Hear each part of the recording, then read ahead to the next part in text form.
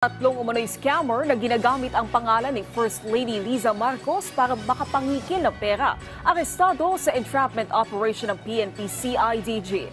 Si Patrick De Jesus sa sentro ng balita. Makikita sa video ang pagtanggap ng lalaki sa nakabundle na pera. Pero entrapment operation pala ito sa isang restaurant sa Pasay City ng mga operatiba ng CIDG National Capital Region, kung saan inaresto ang lalaki sa video na kinilalang si alias Isko. Dalawa pang kasama nito ang inaresto rin ng mga pulis.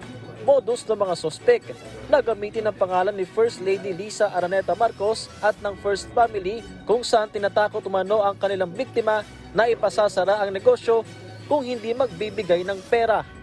Isa ring businessman na tumulong sa ating opisina na nangihingi ng pera sa kanya, na kung hindi niya magbibigyan o bibigyan ng pera itong si Isko, ay papasara niya yung pwesto niya. Pero ang inarestong sospek, may ininguso na isang boss na iniimbestigahan na ngayon ng CIDG-NCR. Kung pwede sir, tawagan ko si JJ para kayo makapag-usap sir o ano. Kasi para ma-justify din sir ba? Kasi ako, ganun lang ako ng Cebu sir.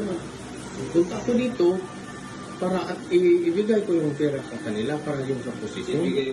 Yan ang iniimbestigahan namin ngayon, kung may mga nabiktima na itong grupo na to, at saka kung sino yung boss nito. Maliban sa boss na to, mayroon pa rin siyang boss na binabanggit during our investigation. May na-recover ding .45 caliber na baril at mga bala sa isa sa mga suspect na bodyguard ni alias Isko. Inaalam din kung tunay itong miyembro ng Marines base sa pagpapakilala ng nagsilbing bodyguard.